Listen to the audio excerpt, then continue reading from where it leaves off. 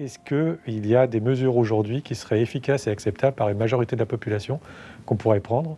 La vaccination, c'est vraiment la solution idéale et la moins contraignante finalement. Est-ce que le masque c'est agréable à porter? Non. Est-ce que c'est la distanciation sociale? Est-ce que c'est agréable? Non. Aucune autre mesure n'est finalement souhaitable. On a une arme qui marche super, qui est la vaccination, qui empêcherait que justement toutes les contraintes dues à l'épidémie, que ce soit en termes de santé ou en termes de vie sociale, vie économique, le fait qu'il y ait des gens qui ne veuillent pas se vacciner nuit à cela et pérennise les contraintes comme tu le dis. Donc on pose la question de savoir est-ce qu'il ne faut pas que tout le monde soit vacciné. C'est une question qui éthiquement et politiquement au terme vie de la société se pose. Et qu'on refuse de poser cette question, ça ne me paraît pas légitime. C'est normal qu'on pose la question, en fait. Après, je n'ai pas la réponse. Un enfant aujourd'hui de 12 à 18 ans a-t-il plus de raisons de se faire vacciner que de ne pas se faire vacciner? L'alternative, c'est quoi? On ne fait rien, ça veut dire qu'on refermera des classes. Et ça veut dire que la formation de nos collégiens, de nos lycéens et de nos étudiants vont être mauvaise. Et à mon sens, cet effet-là est extraordinairement important. Et si on n'a pas la vaccination, on aura tous les effets délétères là-dessus.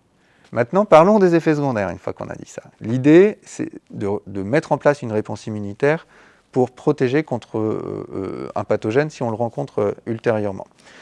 Le médicament lui-même, le vaccin, il est très vite détruit en fait. Donc ne reste que la réponse immunitaire qui a été générée par la vaccination. S'il devait avoir des effets secondaires dus à la réponse immunitaire, on le verrait là. On le verra à ce moment-là. Pourquoi la revoir 50 ans plus tard? Je ne veux pas vous dire que c'est impossible, parce que là aussi, il faut faire preuve d'humilité, et tout est possible. Mais s'affranchir d'une vaccination pour une hypothèse très probable, alors que c'est certain que si on ne le fait pas, les conséquences sont dramatiques, j'ai du mal à comprendre le concept.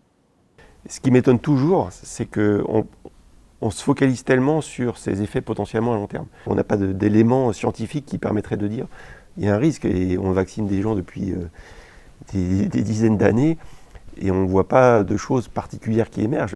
Si la vaccination est étendue à des enfants de moins de 12 ans, votre analyse reste la même, du coup. Si finalement le fait qu'il y ait des cas dans les écoles primaires ne change rien à la société, on n'a plus besoin de fermer les écoles s'il y a un cas, et qu'il y a finalement il n'y a pas d'effet individuel pour eux, c'est vrai qu'il y a une vraie question éthique. Mais ça se pose que si, en vaccinant tous les gens d'au-dessus de 10 ans, on casse l'épidémie. Ce qui est intéressant, si on laisse finalement l'infection se produire chez les enfants, et c'est un phénomène qu'on a déjà vu avec d'autres virus, ce qui est intéressant, c'est que ça fait des rappels naturels à la population générale. Est-ce qu'une nouvelle vague peut arriver là? Quatrième vague épidémique, oui. Cette quatrième vague épidémique, elle arrive, on va la voir, donc c'est indéniable. Mais si la population est bien vaccinée, on va limiter beaucoup les effets. Et c'est quand même ce qu'on souhaite au départ. Un des objectifs, c'est quand même de limiter le recours aux soins et le recours à l'hospitalisation. Est-ce qu'on va réussir à se sortir de cette pandémie?